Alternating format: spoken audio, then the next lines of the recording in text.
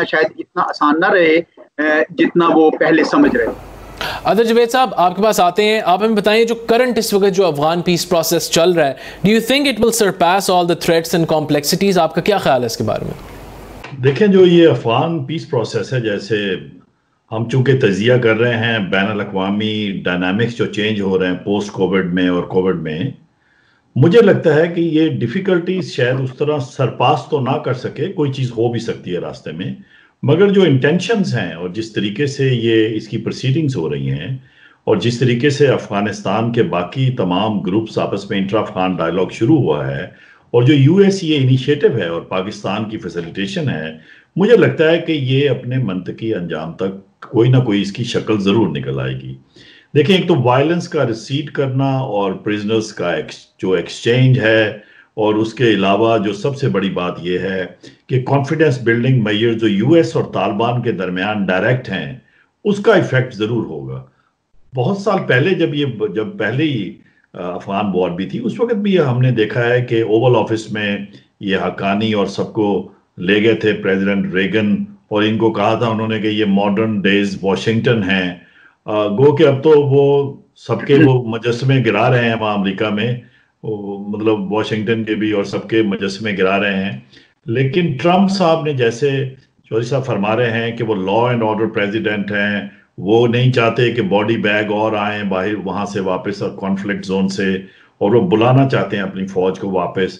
اگر ہم اس طرح دیکھیں تو میرے خیال میں یہ ایک پازیٹیو اینڈ پہ ہو سکتا ہے ختم, کیونکہ افغانستان کی جو باقی فورسز ہیں وہ کوشش کر رہے ہیں. اس میں جو خطرہ مجھے نظر آتا ہے, صرف ایک خطرہ میں یہ کہوں گا, وہ ہے ہندوستان کی پاکستان سینٹرک پالیسی افغانستان کے اندر. جو داعش اور جو القاعدہ کو سپورٹ جس پہ الزام لگتا تھا کہ طالبان کرتے تھے پہلے, اب وہ ہندوستان کر رہا ہے. اور یہ نقطہ آپ کو نظر آیا ہوگا, ریسنٹلی کوئی نیوز رپورٹس ہوئی ہیں کہ زلمے خلیلزاد پر اٹیک کرنے کی کوشش گئی, بیکاز وہ بہت ایکٹیو ہیں اور بڑے جاں فشانی سے کام کر رہے ہیں خطے میں پیس کے لیے. تو جو داعش کا اور جو یہ نیکسس ہے ہندوستان کا, وہ مجھے لگتا ہے کہ وہ سپوائلرز ہیں, اور وہ اپنی پوری کوشش کریں گے. اس کو نیوٹرلائز کرنے کا طریقہ ایک ہی ہے کہ امریکہ مکمل طور پر طالبان کو گراؤنڈ سپورٹ پرووائڈ کرے, اگر وہ بات یہاں تک آ جائے کہ داعش کو اور جو دوسری فورسز ہیں ان کو ایلیمینیٹ کرنا ہے. چونکہ پھر ٹی ٹی پی اور دوسروں کو بھی سپورٹ ملتی تھی, آپ کو پتا پاکستان کے خلاف جو گروپس ہم کہتے رہے ہیں جو ریٹرک نہیں ہے, کیونکہ امریکہ نے ایک ڈرون سٹرائک میں ان کے لیڈر کو مارا بھی ہے. تو میرے یہ خیال میں یہ ایک عمل جو کہیں خراب ہو سکتا ہے وہ یہ ایریا ہے, اور مجھے یقین ہے کہ پاکستان بھی اس سے اویئر ہے, سارے اویئر ہیں. مگر یہ آپ کو پتہ ہونا چاہیے اس کا آرکیٹیکچر عجیب ڈوبل ہے. اس نے 12 سے زیادہ ٹرپ کیے تھے سیریا کے, اور دوسری طرف سے جو لوگ جسے ہم کہتے ہیں ان ایمپلائڈ مرسنریز جو تھے, ان کو لا کے انہوں نے یہاں پہ ڈیزیگنیٹ کیا اور ان کو انفلٹریٹ کروایا افغانستان کے اندر. ہمیں یہ اس بات کو مد نظر ہمیں رکھنا پڑے گا, اور اس کے لیے بھی کانٹیجنسی سیکیورٹی پلان بنانا پڑے گا, یعنی کہ اس کی سیکیورٹی واچ کرنا اس ایسپیکٹ کا بہت زیادہ ضروری ہے. چوہدری اعجاز صاحب, میں آئی وڈ وانٹ کہ آپ اس پہ کامنٹ کریں جو اتھر جوید صاحب نے کہا, آپ کا کیا انالیسس ہے اس کے بارے میں؟ جی ضرور. دیکھیں میں اس بات سے تو اتفاق کرتا ہوں کہ یہ ابھی جو حالیہ جتنے بھی اقدامات ہوئے ہیں یہ خوش آئند ہیں, اور یہ امن کی طرف جانے کے لیے درست سمت میں جا رہے ہیں یہ سارے اقدامات.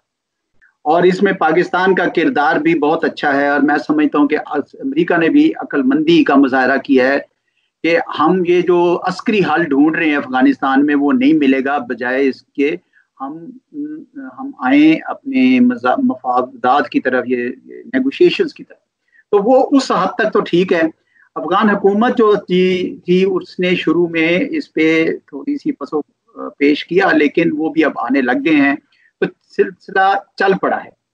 لیکن میں سمجھتا ہوں کہ جی 4 عنصر ایسے ہیں ابھی جو اس پروسیس کو کسی بھی وقت خراب کر سکتے ہیں, اور یہ چاروں عناصر پہ توجہ دینی ہوگی. پہلی بات تو یہ ہے कि ये इंटरम कॉन्स्टिट्यूशन, जो इंटरम गवर्नमेंट होगी वो कैसी गवर्नमेंट होगी, क्योंकि एक बड़ा नजरियाती फर्क है तालिबान में और वो जो नॉर्दर्न अलायंस जिसे कहते थे पहले, ताजिक हैं और दूसरे तीसरे। तो एक इंटरम गवर्नमेंट बनाना आसान नहीं है। कॉन्स्टिट्यूशन जो अफगानिस्तान का दस्तूर इन्होंने पिछली 2 हुकूमतों में था, वो क्या अफगान तालिबान कबूल कर लेंगे, वो कि नहीं कबूल करेंगे, उन्होंने थोड़ी फ्लेक्सिबिलिटी तो दिखाई है, लेकिन मेरे ख्याल में अभी कबल अज़ वक्त है कि हम ये कह सकें कि ये जो है इंटरम गवर्नमेंट की शक्ल क्या होगी।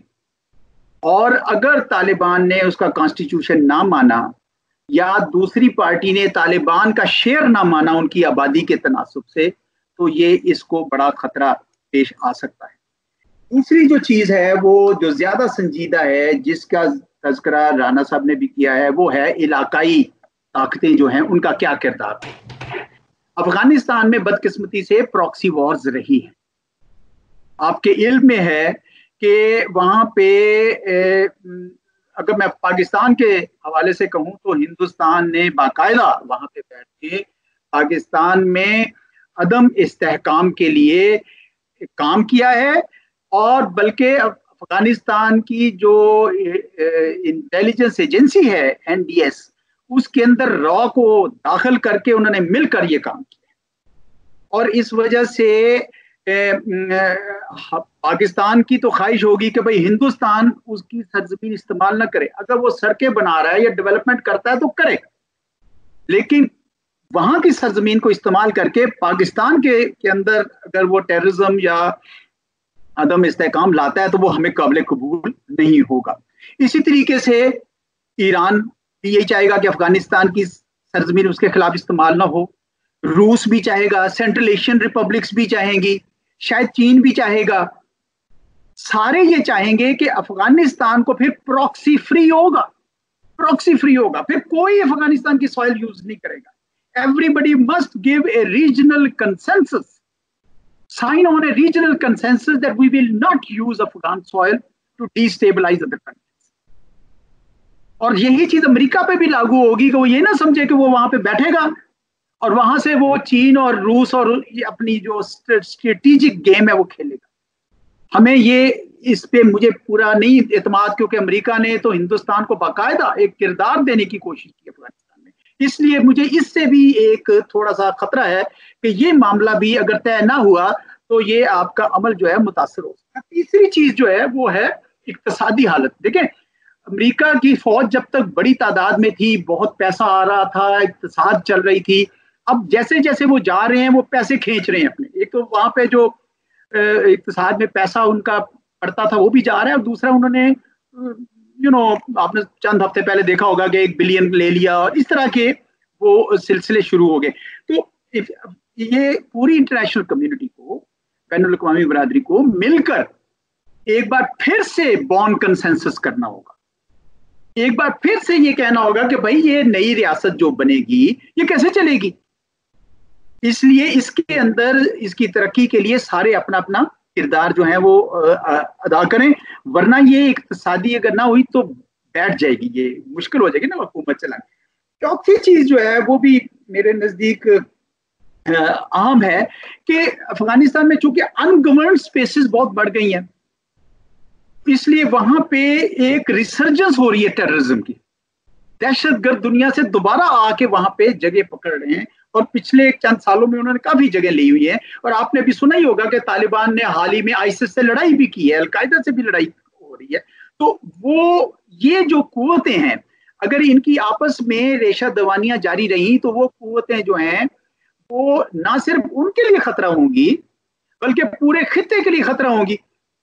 IMU उज़्बेकिस्तान के लिए खतरा है, ETIM चीन के लिए खतरा है, TTP पाकिस्तान के लिए खतरा।